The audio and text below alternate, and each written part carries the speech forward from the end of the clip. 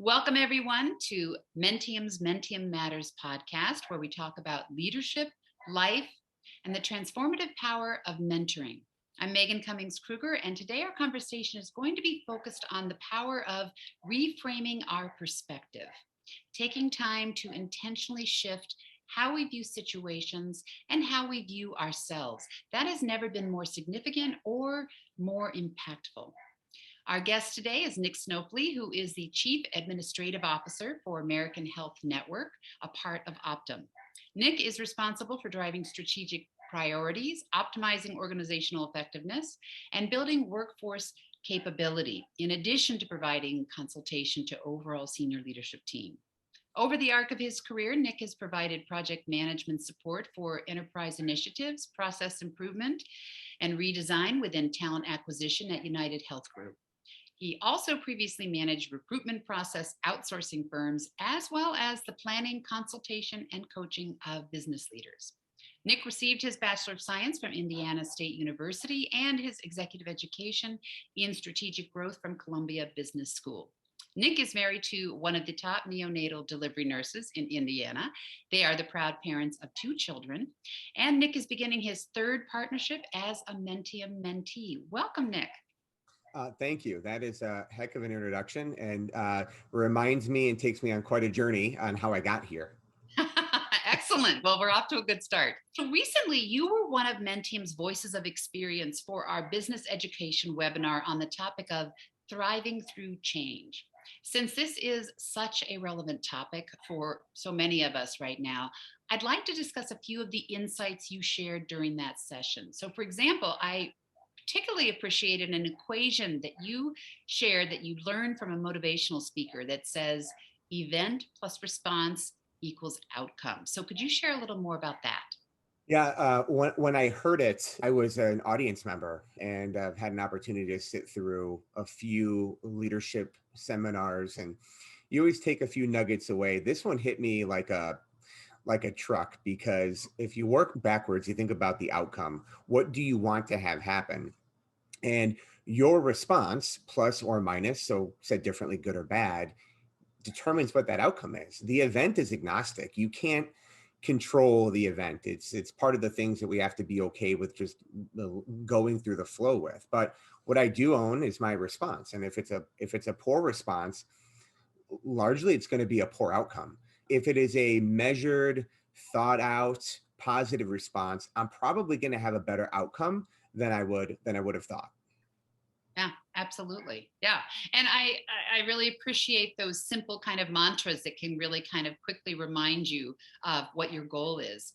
What else would you like to share from that, what turned out to be a really excellent webinar discussion of thriving through change? Yeah, is that I think change right now, especially in our environment, if you go back just 2 years ago, it's inevitable. There is more that is out of our current control than we've probably ever had, at least in my very short time on this planet. But therein lies an opportunity to get better at releasing control of things that are not in your sphere of influence and focusing on the things that you can. I talk to my team all the time about control your controllables. What are things that you can influence, that you have material control over, that you can drive forward? And when you do that, you gain clarity, you gain the opportunity to be a better leader, because you are projecting a leadership shadow that is contagious to others. And when you can control your controllables, it removes chaos and it removes ambiguity. Absolutely. Absolutely. And it's funny how often, that old wisdom really holds true. The serenity prayer, Right. the courage to change what I can and the wisdom to know the difference. Yeah, and if I may, it's not easy. It is an intentional thing that you have to do every single day. And just because I have the opportunity to speak to the audience today, it's a development item for me. You have to be intentional and get in front of your own thoughts relative to, hey, what can I control today? What am I going to let go of? And how will I make an impact? Well, that is an excellent lead into my next question. And that is, throughout all the podcasts we've done so far, regardless of the topic, focus comes up again and again is such a critical element. And right now, we live in very distracting times. It is certainly one of our greatest challenges in dealing with change. And you have shared what you found helpful in strengthening your ability to focus. So, would you share with our audience what has been helpful to you? Yeah, what I'm going to share is not going to be sage or earth shattering, but it's going to be poignant. There are two things. One, pay attention, and two, make good choices. We are distracted more now than ever, at least I've been. I wear an Apple Watch that goes off every 30 seconds with some kind of update or an email. I have two monitors here with two different inboxes. My phone's over here. I can choose to not pay attention and ask questions later, which would largely probably have me received as not engaged. Or I can make a choice to focus on the content and the person. And when I do that, a couple things happen. One, they know that I'm there and I'm being present. Being present is probably three-quarters of work in general. The second part would be I understand now what the concept is that they're talking to me about. And I now can influence what the outcome of that conversation is going to be.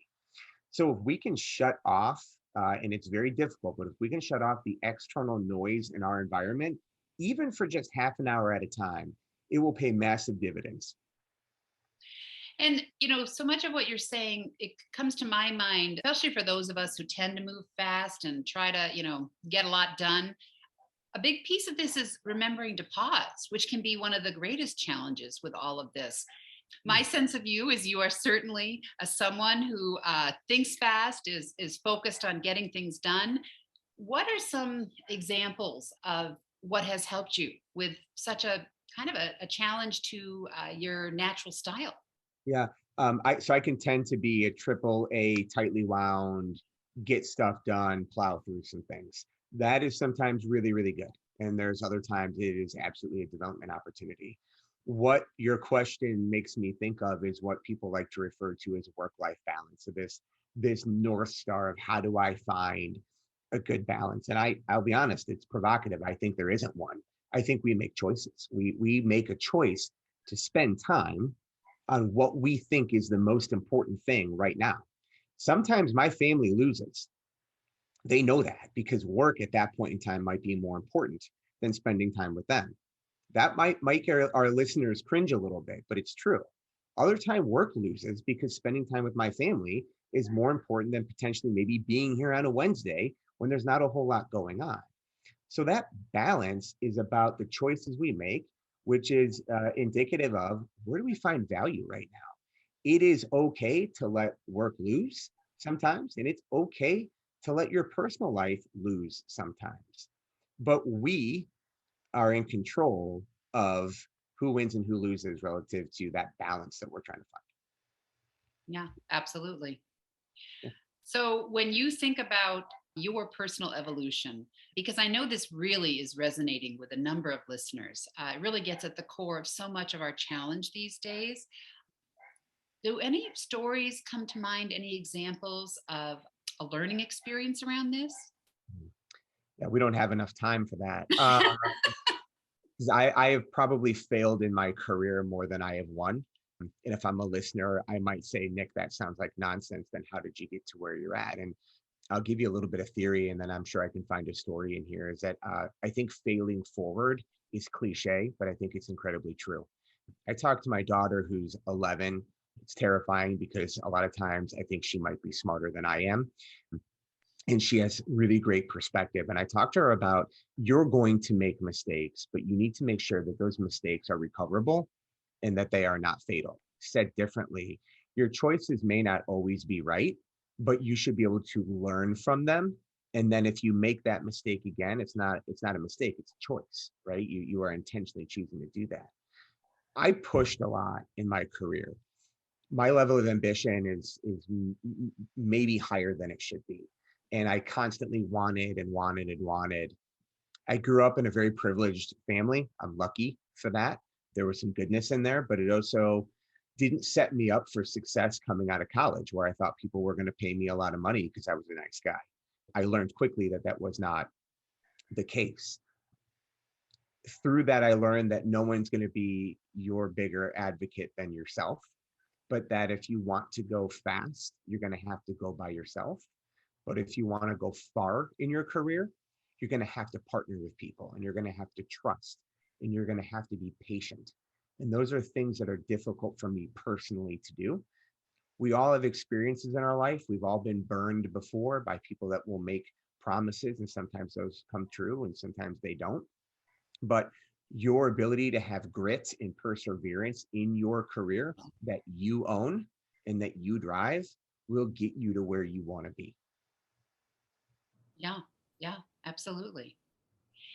So I know, Nick, just getting to know you, you are a prime example of what is true for all of our mentors. You're all continuous learners, and you have a real passion for seeking opportunities to pass on what you have been fortunate enough to learn.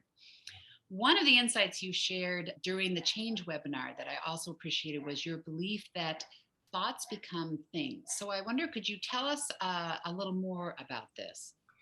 Yeah, happy to. And within this will be a little micro story. One of my first roles I ever had out of college was within a sales organization. And growing up, everybody told me, hey, you are a natural salesperson. And I thought, yeah, you know what? You're right. I am. And I was a miserable failure. And I was a miserable failure because what I loved about sales was relationship building. But what I hated doing was trying to sell you this. I don't want to do that. I want you to just want this, but I want to build that equity with you. I subsequently was fired. Best thing that ever happened to me in my entire life. And I was able to get a relationship or matched up with a mentor who at that point in time I didn't realize was going to be a mentor to me. And her name is Brooke, probably the most influential individual in my very short time on this planet. And it's poignant because today's International Women's Day. So happy International Women's Day to both of you. But she was so powerful because the one concept that she said is you need to start thinking about what you want. And when you start thinking about what you want, consciously and subconsciously, you will start doing the incremental things to get there. And I thought that was a load of BS. I was like, you're out of your mind. That is woo woo, way out into the universe for me. But she was right. And I was 100% wrong. That when I think about my career, and I thought about prepping for our webinar today, thinking about what do I want to tell the audience? The resounding item that kept coming up is that thoughts become things. That I said one day I would love to be in a senior leadership role in a healthcare organization, not on the clinical side, because the Lord knows I shouldn't be on the clinical side, but helping steer the business in the right direction to provide quality care for patients, a good experience for our providers that ultimately puts us in a position to succeed. And here I am. Now, it wasn't as easy as just thinking about it, right? There were failures, there were wins, there were opportunities, but your ability to focus on what you want and keep that front of mind will get you to where you want to go. Some may say, well, Nick, that's a goal. A goal is something that's binary that I put on paper. My thoughts are evolutional. They're going to continue to change with each iteration I have with myself, my internal dialogue, who I get a chance to work with, who I get a chance to work for, what name is on the side of the building that I office in. All of those things are little pieces that create this mosaic that ultimately becomes your career. But those pieces of the mosaic are there because you're thinking about them and then doing the things to accomplish uh, what those thoughts are. It's interesting because while you had that focus, that thought in mind, I also know you've shared that you kind of have had a unique career path. So it sounds to me like you're also staying open to possibility. Is that correct? It is. Before I moved into this role that I'm currently in now, historically in my career, I've been in the recruitment or talent acquisition or human resources field. If you would have told me 25 years ago, hey, you're going to end up in HR, I would have said, no way. I am not beholden to what I want to be or what my title might be or even how much money I want to make. To me, it is about who do I have an opportunity to learn from. Now, look, if you're hearing that and you're rolling your eyes, I totally understand it. Yes, my income matters because it's why we work, but you want to have that intersection of personal gratification within your life with, hey, I'm doing the right things to facilitate the lifestyle that I choose to lead. So all in, if I bring this back to how do you accomplish your thoughts, don't overthink them. Allow yourself some freedom and flexibility to iterate. When you've made a bad choice, say, hey, I made a bad choice and I'm going to make another one and pivot, and I will keep moving forward. So that failing forward is pivotal as well.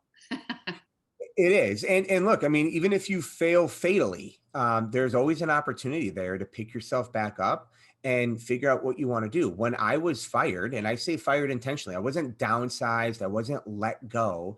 I was fired for poor performance. I wasn't in the right industry or the right role, but it gave me an opportunity to reinvent who I was. And if you let that go, that is a gift that oftentimes there are too many negative implications around it for people to recognize that. But if you can dust it off and see it for what it is, you don't get that many opportunities in your life to do it. Well, and that brings up something I wanted to discuss. And that is, as you said, early in your career, you were a recruiter. And so I'd love to hear more about your perspective with our current employment landscape. As so many of us are keenly aware, since the global pandemic, this country has been undergoing what is being termed the Great Resignation. It is very likely a number of our listeners are seeking a new job, and others may be seeking new employees. What is your perspective on this current state of employment? Yeah. I will not say that one is right or one is wrong because I think careers meet people where they are in their particular life. And right now, our economy is dictating two different things. Those that are choosing not to work because they're just choosing not to, and those that are saying, hey, there's an opportunity out here for me to advance my career. There's a glut of opportunities. Let me go prove what I can do and go find that role. Again, wherever you find yourself is where you find yourself. Embrace that and move it forward to the best of your ability. If you're seeking talent, my advice is slow down. There are so many good folks out there. You have the opportunity right now in a buyer's market to determine what is the right talent for you. And don't think just about functional competencies. Think about what is the right cultural fit, what is the right leadership fit, because ultimately what you're doing when you're hiring somebody is you're hiring longevity and you're creating a succession plan. So if you're a leader, if you're a manager, a supervisor, if you own your own business, whatever industry you might be in, start thinking about talent a little bit differently, more of an investment in the future and less transactional. Conversely, if you are talent and you are in the market, you too have the same, if not a greater opportunity to be very intentional about where you go to choose to work. Employers right now are bending over backwards trying to create the right environment. Is it a work from home or a telecommute? Is it a hybrid where you might be in the office 3 days a week? Or is it an environment where you need to be in every single day? What is the culture like? What does it feel like when you go to work? Again, wherever you may find yourself, my opinion is it's still work. You've got to show up, you got to do the right job, you got to focus, and you have to have a certain level of ambition. So I would say the last piece on this is that folks that may find themselves in the middle of their career that have a high level of ambition, and I'm going to say this from a personal point of view, I constantly was waiting for my ship to come in, which is that metaphor to say, hey, I'm looking for that next opportunity. I'm waiting for somebody to invest in me. And why hasn't it happened? And there are so many times in my life I took the role of a victim, which I hate to say because I'm not a big fan of that, but that I waited for somebody to recognize me. And the entire time I was already on that ship. It was up to me to steer it where it needed to go. So if you're waiting, stop waiting and start doing. And again, control those controllables. And if you're saying, yeah, but there's so many things that I feel like I'm out of control on.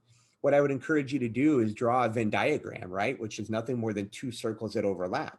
And on the right side of that Venn diagram, you're going to write all the things that you can control. And on the left side of that circle, you're going to say, here are all the things that I can't control. And in the middle, this is what I should be focusing on. These are the things that are important to me. And when you gain you regain focus, you regain control. And from that control, you can start making good choices and good decisions that are going to steer your ship where it needs to go. It's interesting how often those simple techniques, such as a Venn diagram or even just deep breathing, sometimes, how often the simplest of tools can have the greatest impact. Yeah. One thing I've always noticed about you, but certainly in this conversation it's been coming to the front, and that is one of the choices you make is also to frame things in a positive manner. Is that intentional? Yes, I am naturally a pessimist, and I will admit that in front of whomever is listening to this, and for the eternity that it survives in our digital age. But I can tend to be a pessimist. I can tend to think the worst or expect the worst, so that I'm not disappointed. It's an awful way to go through life, and I have to constantly think about the goodness. I find the goodness. If it's a bad message I'm hearing, what's good about it? Where is there an opportunity? How can I think about this differently? And every single day, even in the meeting that I had before we sat down to have this conversation, I'm in there trying to find the goodness so that I can share that with other people. And then they can take that forward down to their teams as well. Yeah, absolutely. Another area that I know is going to resonate with our listeners is an area where you made some choices. You call yourself, as you put it, a raging introvert who has learned to adjust, such that now you come across as an extrovert. So, can you share with us what that journey has been like and what helped you make those adjustments, which can be really challenging? Yeah, it's been exhausting in a word. And let me qualify introvert, because I think if you ask 9 or 10 people their definition, you get 9 different ones. To me, an introvert is somebody who needs solitude to recharge those internal batteries. So I don't mind going to a party, and I don't mind socializing with different groups of people, but I am not energized by that. It drains my battery. Conversely, when I am out in the woods with my dogs, or I'm sitting out in my backyard listening to two owls hoot back and forth from miles away, that enables me to think. It enables me to gain perspective. It enables me then to think about what I'm going to do next.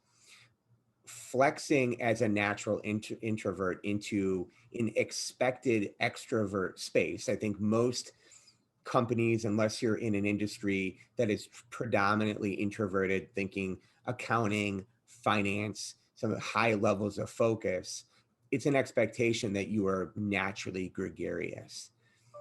I think there's perspective that you have to have relative to who do I need to be right now in order to get the things done that I need to get done. Now, I am not suggesting that people are inauthentic. I think you have to find the balance between who you are as an individual and what your workplace is asking you to do. And when you find that sweet spot, it's pretty empowering, because there are times that I actually wonder, am I really an introvert? I love the solitude, but I also love going in a meeting and being able to stand up and present in front of people. And it's certainly not because I think people want to hear what I have to say. It's that I'm confident enough in what I'm going to say that I think it's going to drive value to others. And that brings me to where I would land on this, is that don't be afraid to speak up. So many times people are terrified to ask a question, to provide their opinion. Well, your question and your opinion, they can't be wrong. They're yours. It's your voice. And if you can't find the courage to express yourself in that meeting, you will miss out on an opportunity, A, to be heard, and B, to become a thought leader that is as important as somebody who might drive revenue, or might control the finances, or might be a chief decision-making officer. So do not be afraid to be wrong. Your opinion is not wrong. It is yours and yours alone. Yeah, yeah, definitely. So, when you think about the arc of your career so far, and we've touched on a few habits already, but what other habits do you feel have really contributed to your success? What have we not touched on?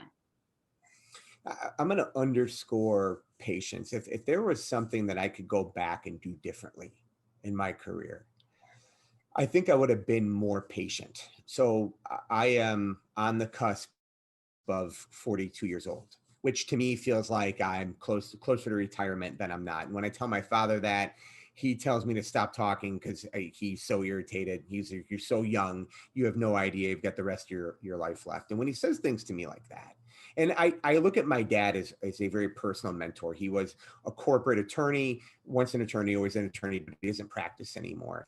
And he spent nights and weekends talking for a living and exhausting himself to get my brother and I to have an opportunity to be where we're at today.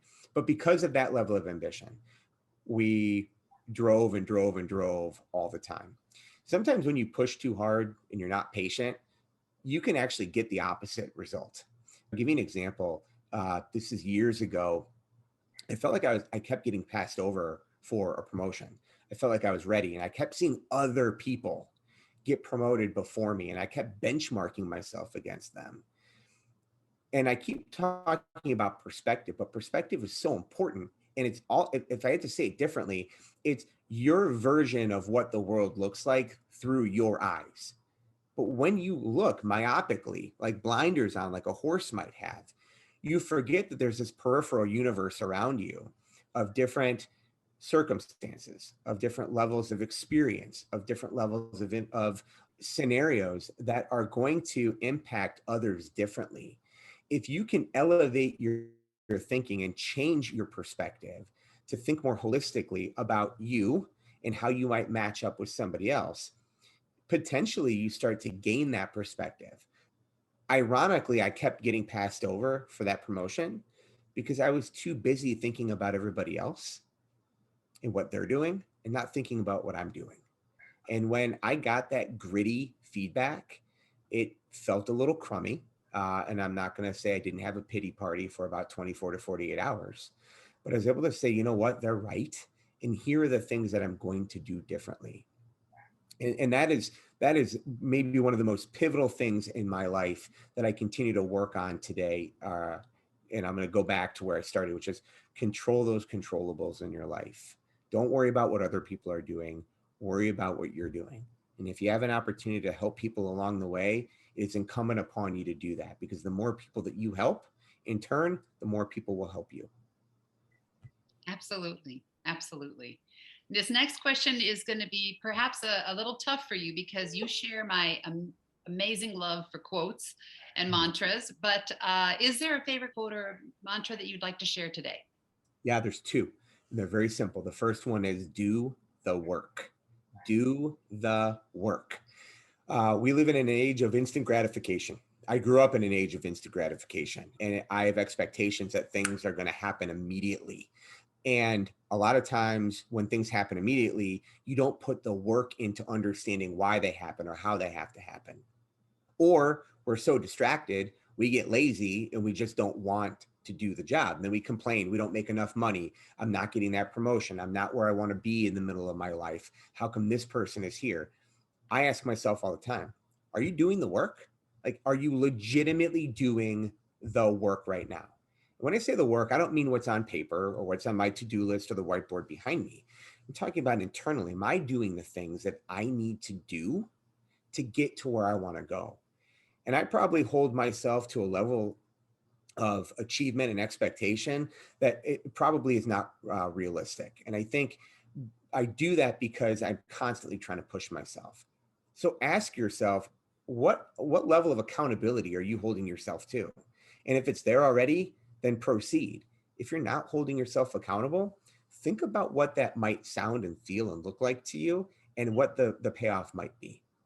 The second one comes back to just the level of energy I naturally bring to most environments. And while it is welcomed, it is also an opportunity. And I say to myself, just be. If I'm going to go out in front of a large group, many times I've had the opportunity to do it, I'm always nervous. I get butterflies. I want to make sure that I'm driving value. I want to make sure that people say, yeah, you know what? He doesn't sound like he doesn't know what he's talking about, right? This is somebody who we could listen to. And when I say just be over and over and over again, it allows me to sit within the current environment, not worry about what could happen, not worry about what led up to this particular moment. and me feeling self-conscious. It allows me to be in that moment and seize that opportunity. And those are things that I constantly tell myself to, one, gut check, and two, get some perspective. I love both of those. And I'd say, certainly speaking for myself, the just be is probably the greatest challenge right now. And maybe why we're all heading to nature. Nature's the ultimate just be. Nick, what would your advice be to up and coming leaders? What do you know now that you wish you knew then? I would say that there are no shortcuts in life relative to your job, relationships that you have inside and outside of work, and no shortcuts with your own personal growth. And I provide that counsel because I've tried to take them. I've tried to find out where can I gain an efficiency? What can I try to circumvent? What can I try to push? What can I try to rush? And inevitably, every single time I've done that, I have failed. And it has allowed me to understand that I have to have the patience and fortitude to let things be and operate within that. So, no shortcuts, do the work. Wonderful. Absolutely. Nick, thank you so much for taking the time to have really what has been such a refreshing and interesting discussion about focus and potential and how we can reframe situations, but also how we can reframe how we see ourselves. It really is the essence, of course, of mentoring as well. It aligns so perfectly with mentoring.